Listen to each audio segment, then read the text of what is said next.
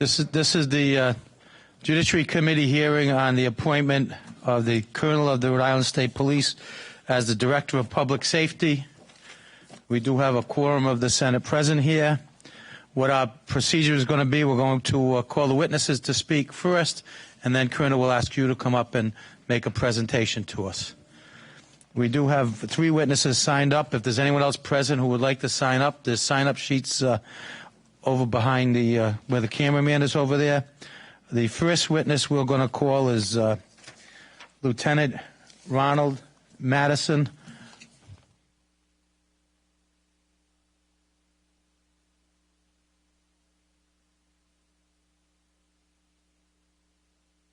Good afternoon and welcome.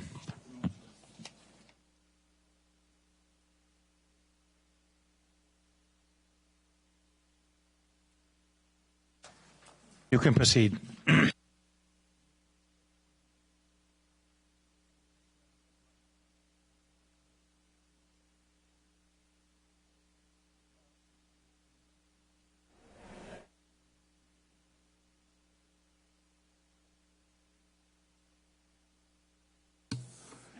In those days, they treated women and people differently. I sat with a young dejected trooper, and I explained to her and promised her that when she worked for me, she would be treated as any other junior trooper, not getting an unfair amount of details. She would do her work.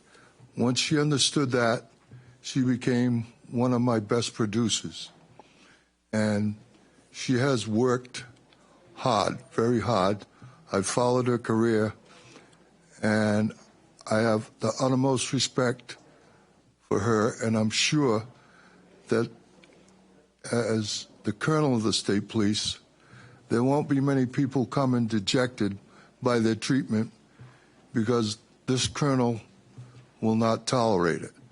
And I have the utmost respect and the utmost confidence in her that the State Police will be run like a first-class operation that it is. Are there any questions or comments for Lieutenant Madison? Thank you very much for coming up here this afternoon. The next witness we're going to call is Robin Winslow.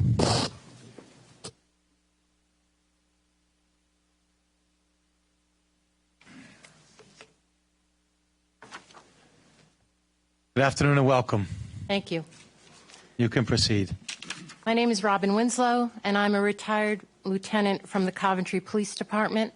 I currently am an associate professor of criminal justice at the New England Institute of Technology.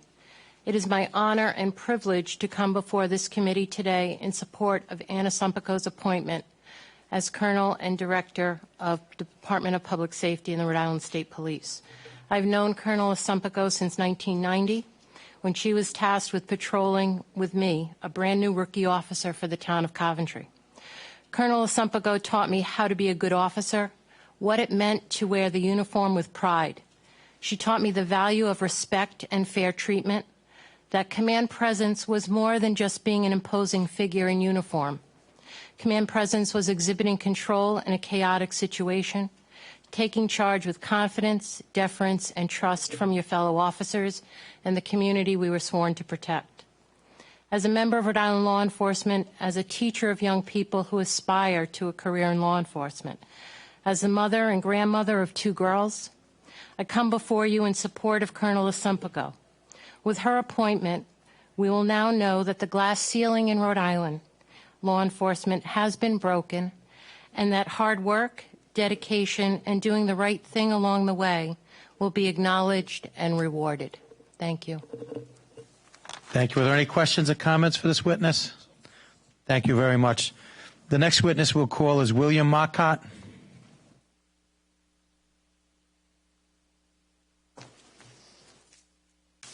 Good afternoon and welcome. Good evening, and thank you for the opportunity to be here. I'm Bill Marcott, and I'm from Coventry, and I've known Ann for probably 30-some years. I met her in the 80s when she was an officer. I first met her actually when she worked at the ACI. She was a guard there. and then she came to Coventry and became a member of the Coventry Police Department for probably 7 years. I remember well when she was very excited about going into the State Police Academy, and she came to my store and told me all about that. And her perseverance and her strong mind and body got her through that. And on her off time, she was always very involved with martial arts, winning national and international awards. Her years of training and discipline reinforced her success in both the police work that she did. In recent years, she's become a very proficient wakeboarder, which probably most people don't know, and she spends much time perfecting her sport on Johnson's Pond in Coventry, where we share docking privileges. I've watched Ann grow throughout her career with the Rhode Island State Police, and she would from time to time come into my store, and she would quietly say to me, "I've been promoted." That was heard all the way through the ranks until now, as she endeavors to reach the top. She was always humble about her beginnings, and Ann has always remained a good and genuine person. I admire her integrity, her perseverance, and her dedication to not only her family and her friends, but to her job. First and foremost, Ann is a trooper. I want to tell you a little story about an incident that I had with Ann a while back. It was in 2001. I have a large collection of police and military patches in my store on display, and Ann walked in one day, and she said, "I have 2 patches for you." And she handed me these 2 patches, which had a little note on the back, and the little note said, "Dear Bill, please do not display these patches with others. They need to stand alone. Sincerely, Ann Assumpico." She had reached a higher place. I'm proud to call Ann my friend, and I'm extremely proud to call her Colonel. Rhode Island has always benefited from the protection and dedication of the state police, and now at this time in history, we have the opportunity to see law enforcement through a new perspective. Thank you. Are there any questions or comments for this witness? Thank you. Is there anyone else present who would like to testify on this appointment at this point in time? Hearing none, at this point, we'll call Colonel Assumpico to come forward, please. Good afternoon and welcome. Thank you. We'd like you to tell us a little bit about yourself, as well as tell us how you can handle the job as the Director of Public Safety for the state of Rhode Island. Yes. I've been in law enforcement about 40 years. I grew up in the town of West Warwick. My father was a mechanic and my mother a clerk at the junior high school. A good work ethic. I worked all types of jobs, factory jobs, jewelry jobs. I was taught to get into the workforce so you could understand yourself, and also working with all types of people. That was very, very important. And what my parents wanted me to understand, that people are amazing. They find ways to get education and put their children through college and raise families, regardless of what type of job they have. You just have to be resilient. I worked my way through college. In the meantime, I went in Department of Corrections. They needed correctional officers, and I was proud to be a correctional officer for nearly, it was just about 8 years. But my true goal was to be a police officer. It was very difficult in those days, and I had to take different roads to get there, but I got to where I needed to be. I worked on a local police department, and later a true dream of getting on the state police. The doors were very difficult to open back then, and they did not hire women until 1980. And I had applied at those times, too, but it was very difficult if you worked in the prison system. But the point is, I did make it on the state police, and I learned a lot, and I was privileged to be part of the state police and get promoted and try to make change. Now I find myself in this position, and many of us, as our careers go, we always sit back and we say, what would I do if I were in that position? How would I change? How can I make change? I'm in this position now. This is a very important position to me, and I want to make change. I think tradition is very important. I have visions. I want the state police to be more diverse. I want all types of men and women on the state police. Public safety is very important to me. Training is extremely important. And to just keep the state police and the Department of Public Safety on goal. We have to stay on point and make sure that our people are getting the best training and that we keep the citizens, all citizens, regardless of where they come from or who they are, that should not matter. We have to make sure that our citizens are safe and treat them with the utmost respect. That is my goal. I have vision where I want to get the state police organization. I want to get more recruit classes. I'd like our agency to get a little bigger. I look forward to the reorganization. And I just feel in this position now that I have the experience and knowledge and a very good staff to keep the state police and the Department of Public Safety moving in the right direction. Are there any questions or comments for the Colonel? Mr. Chairman, just a comment. Senator Raptakis. I want to welcome Colonel to the Senate Judiciary Committee, and I also want to commend you for your public service, public safety, and law enforcement, especially being a member of the Coventry Police Department from 1985 and 1992 and a resident of Coventry. You've done quite an yeoman's job for serving the public, and I commend you for all your work over the years, being first in the member of the Adult Corrections Facility and then member of the Coventry Police Department. Then in 1992, you went on to become a member of the Rhode Island State Police, and you've been doing an excellent job for the service and for the people of the state of Rhode Island. Thank you, Senator. President Pivoweed. Thank you. Things that you and I had talked about that has been a lot of discussion in the public is this issue of diversity and how do we diversify the state police.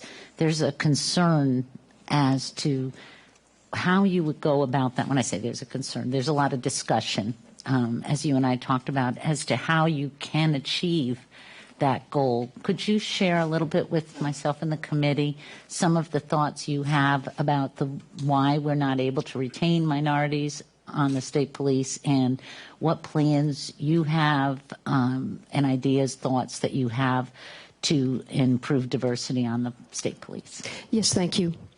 It is a problem across the country where a lot of young men and women really don't want to do police work at this time, but at the same token, I think some of our young men and women, from my experience, when they go through the process, some are just not prepared. Some, when they get there, they realize it's not exactly what they expected.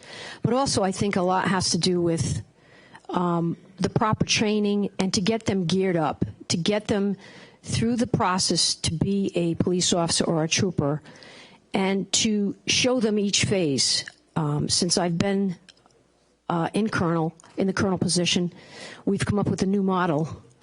We're confident with this new model that we will get a lot more young and women from all types of backgrounds, get them geared up to apply to the state police, and once they get to the academy, get through that academy. And how we plan to do this, we feel we have a model that will be used by other agencies across the country. Each phase, orientations, constant orientations, explanation, to make sure they understand exactly what they're getting into, but how to prepare them. A lot of these young men and women are just not coming in prepared. So I feel it is up to us. The military academies and the military have gone to similar models, and we have to modernize a little more, and we have to get these young men and women, keep them on point to get to where they need to be. Orientation, every phase, there's a few phases to our academies. Each phase, prepare them, have an orientation, show them what it's going to be. Also have young troopers who will be available that they can reach out to and speak to and talk about how they're preparing, what they're doing, whether it's the written test. The next phase would be the agility, but role models to stay with them, to constantly work with them. We have talked all across the country to other agencies to try to find out what is the best way to do this. And what we've gotten is a lot of different ways that we never really used before. And we really feel, and we're very confident, and I have that plan, that it will be used as a model. In the next recruiting class, I guarantee you we will have all types of young men and women. We will get them through the phases. They will get through that academy. They will become very good troopers for the next 30 years. We just have to work at it. We can do better. and we will do better. Are there any other questions or comments? Senator Metz. Yes, welcome. And I had a similar question, and the question was asked and was answered. Perception that I have is it's still about building trust, and that goes with the outreach. And your predecessor was nothing for me to see him at a midnight basketball league in my district, and so without saying anything, seeing the state police in an informal capacity supporting the community was big. And the other thing that I want to share with you, before we had a Ferguson, Rhode Island passed the Police Community Relations Act. Before all the trouble started, which says something to the initiative that the Senate took or the General Assembly, but it wouldn't have went through without the support of the state police and several other law enforcement. So for me, the community that I represent Providence, District 6 of Providence, the South Side, West Side, Washington Park, and piece of the East Side. So for me, I want to look forward to working so that we can build the trust and have the outreach, which will then impact the enhancement and the diversity. But we have a ways to go, especially based on the present climate. And so but I want to see that. I would love to see that continue. The trust, but is built on the outreach and building relationships. So I do look forward to working with you. Thank you, Senator. I do too. It's the community outreach. It's so important, the open dialogue we've had. We've met community leaders, and we get to know each other, and that's what we need to do. We're all different. We all bring different things to the table from our backgrounds, and we have to match our communities, and we have to share things. And that has been one of the changes and one of the positive things, and we continue to do that, and I look forward to continuing that. Thank you. Senator Nesselbush. Ann, I want to also welcome you to the Senate Judiciary Committee and extend my congratulations to you on your nomination. Obviously, I have known you for over 25 years, back to rugby days, and you have the gray hair to prove it. And, you know, when the former colonel announced his retirement, and having known you for 25 years and tried professionally to always support you in your career, when your name came across my mind, the first thing I did was reach out. Now, I don't know a lot of state troopers personally and well enough to do this, but I knew 4 or 5. And when your name came to my mind, I contacted each of those state troopers, and I just sort of said, you know, geez, what do you think about Ann Assumpico? And I want this committee and everyone to know, because how do you lead a group if your own peers don't support you? Unanimously, I received such praise about you as a trooper and about your fairness. And I was just so impressed, you know, when I heard those wonderful things about you. Knowing you and having been at, you know, several gatherings over the years with you, I was always impressed by the integrity that you wore every day as a trooper, even when you were completely off duty, could have had a drink or whatever. You wore and wear all of the tenets of what it means to be a state trooper, and I never once saw you, you know, stray from that. I have to tell you that when the news was announced, however long ago, let's see, I think I could probably date that. It was probably in October, because I remember that I was in Florida sitting at a kitchen table. And when I first actually saw that in the Providence Journal, I cried at my kitchen table. And I knew that a very important glass ceiling has been shattered, not only here in the state of Rhode Island, but throughout our great nation. I know the president has already eloquently asked you, as has Senator Metz, about diversity. And, you know, each time, I think it was 2 times that the former colonel was before us for his appointment. And my question was always the same. How many women are on the state police? How many women are in the command staff? And what are we going to do, not only for women, but other minorities, to make sure that our state police reflects the diversity of our community? So I'm extremely pleased with your nomination, and will be looking forward to strongly supporting your nomination. Thank you, Senator. Senator Lombardi. Thank you, Mr. Chairman. Colonel, to a certain extent, the lieutenant kind of stole my thunder talking about glass ceilings and her grandchildren. But I look at life now. I'm at a point in my life where I look at everything through my daughter's eyes. And President Obama said the other night that the one title that he loved the most was the title of being dad to his daughters. And I can't agree with him more. And I've told them throughout their lives, 26 years on this good earth, that it's going to be a woman's world. Make it a woman's world. Be everything that you could possibly be. And I think that ceiling cracked, and it's been shattered by the likes of the governor and this young lady next to me on my left. And I think that this is a historic appointment. Now, I hope political fact isn't here, but I presume that you're the first colonel of any law enforcement agency in the United States. And if that doesn't shatter the glass ceiling, I don't know what does. And so I'm very proud to see the state of Rhode Island at the forefront of doing something. And I think that this is the first step in a major, major, major goal towards diversity, having a woman at the head of the state police. And I fully and confidently support your nomination and look forward to a successful career. Thank you very much. I promise you, I look forward to working and hearing from each and every one of you. You're very important to me, and I promise you I will not disappoint you, and I will not let you down. Senator Jabbour. Thank you, Mr. Chair. Colonel, first of all, congratulations on your appointment as the colonel. Today you're here for something different, although it all seems to weave and work together. I had an opportunity to look at the public safety statute and the specific departments that are included under your role as a colonel, but at the same time as a director of public safety. And I'm sure you're aware of them: Capitol Police, Fire Marshal, State Police, Municipal Training, Division of Sheriffs, and Emergency Telephone Management.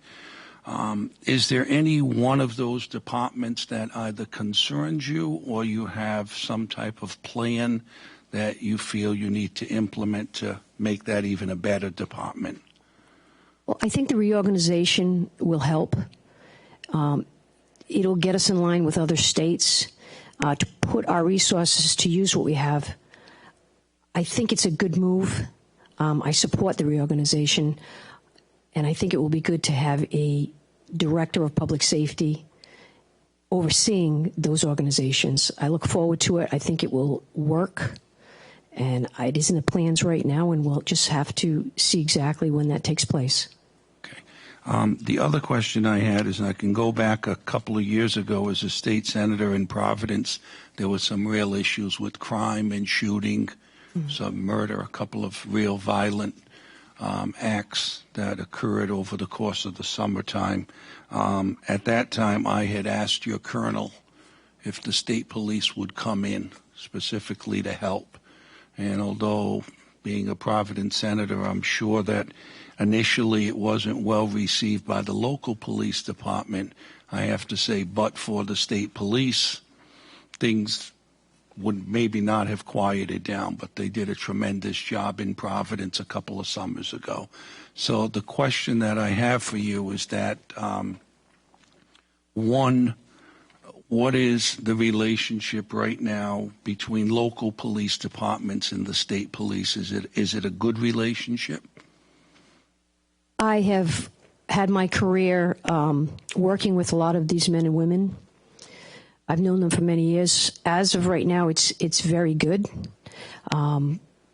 We have very good contact. We work with Providence. We assisted North Kingstown the other day. But I understand, I was a local police officer too, so I understand there is a rivalry sometimes, and sometimes we're not on the same page. But I have to tell you, Providence, Hugh Clements, excellent agency. We were talking over the weekend. We were at an event, and it's going very, very well. We're there to assist if they need us, just as if we need them. Any agency, we will ask for their assistance. And I think it's extremely important. We're all on the same page. We need to get along and work together, and it's going in a very good direction. And I think it'll continue to do so. Again, you'll always have rivalries. We have I have friends on Providence. We tease each other. I have friends on Coventry. But when the work is really needed, and we did work with Providence, we've worked with Central Falls in the past, and we'll continue to do so. They're all good agencies, and again, I know a lot of these people. They're my friends. They're my law enforcement comrades that we've worked with for many years. So I have very good rapport, and we speak very candidly to each other. I depend on them, and I'm hoping they'll depend on me and my agency. So you won't see any issues there. I think we have a very good relationship. I think it's going to get better. I'm glad to hear that, because I think that the more that you have shared services, the less rivalry there is, and there's even greater mutual respect and the ability for people to work together. The one other thing I would say, and I'm totally impressed with your resume, is that being a young man who grew up in a lot of the recreation centers throughout the city of Providence, played a lot of sports like Senator Metz and Senator Lombardi and others.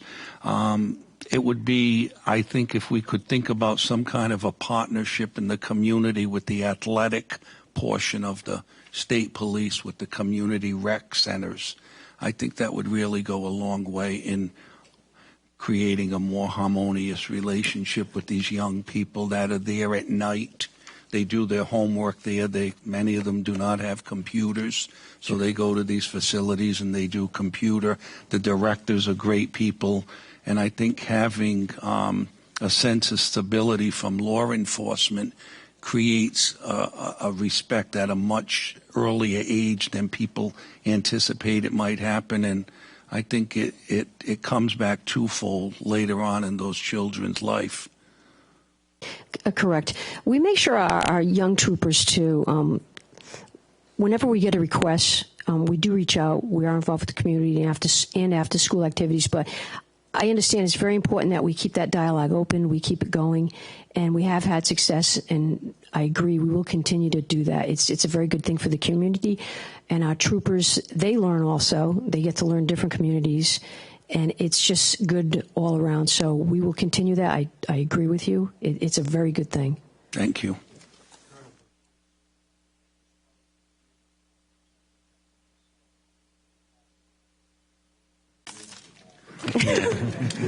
Yeah, understand. Are there any other questions or comments before Senator Archibald? Thank you, Mr. Chairman. Colonel, congratulations first and foremost. And listening to all the comments and the dialogue, a couple of things stand out in my mind. The first is that your background and how hard you've worked to get to where you are. You're very humble. The opportunity I had to talk to you the other day at the State House, first time I really talked to you, I was impressed with your warmth, your open mind, and the fact that you were humble, just naturally humble and unassuming. And I think that's an innate quality that comes from your parents and how you were raised.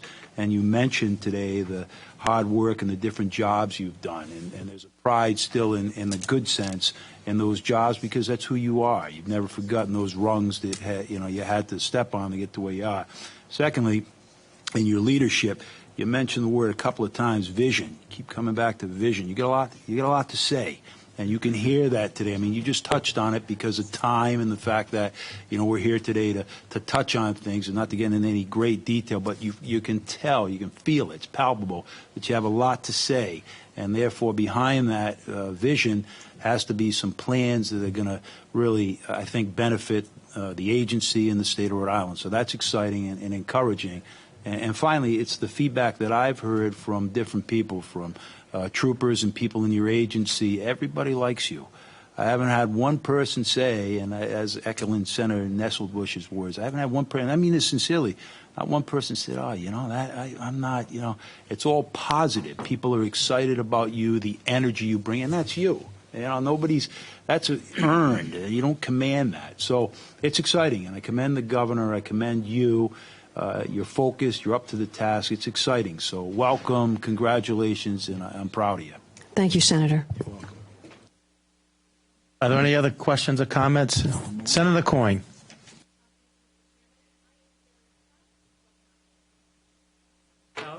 As the director of the Department of Public Safety, I have known Colonel Assumpico since 1992 when she was a recruit at the Rhode Island State Police Training.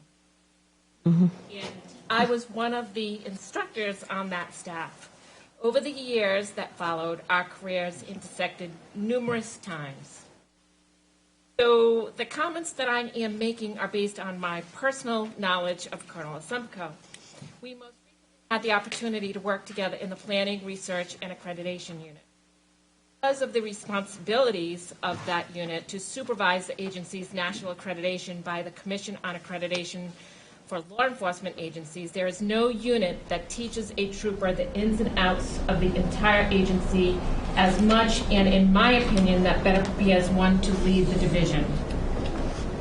Of all the attributes that make up a Rhode Island State Trooper, the attribute of integrity is one that the public most values and respects. Integrity means many things to many people.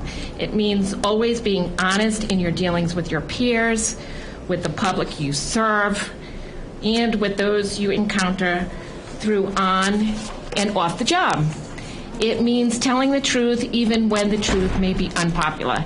It means treating people fairly and with respect, and it means doing the right thing even when nobody is looking, just like Senator Nesselbush had alluded to earlier. Colonel Assumpico is all of this, and it has the highest of integrity. Finally, as the first woman to lead the state police in its 92-year history, Colonel Assumpico is an outstanding role model for young women everywhere. I joined the state police in a very, very different era, and women were not universally welcomed, even by those on the department, just like Lieutenant Madison had alluded to earlier. And our ability to fulfill the role of a state trooper was questioned by some. Colonel Assumpico's appointment and nomination, culminating a career of 40 years in law enforcement at the Department of Corrections, with the Coventry Police Department, and with the Rhode Island State Police, is truly an example of how far women in law enforcement have come in our state. And I'm very proud of my fellow trooper. Colonel Assumpico is the right person at the right time to lead the Rhode Island State Police. I have total confidence in her ability to do so, and I applaud the governor for appointing her as superintendent and director of public safety. And Mr. Chairman, I will be enthusiastically supporting this nomination. Senator Coyne moves the advice and consent, seconded by Senator Raptakis, Senator Nesselbush, Senator Lynch-Prada, Senator Jabour, Senator Metz, Minority Leader Algier, Majority Leader Ruggiero, Senator Archibald, Senator President Piver-Weed, President Piver-Weed, Senator Lombardi, Senator G, Senator Conley. All those in favor signify by saying aye. Aye. Opposed? The advice and consent is granted. Congratulations.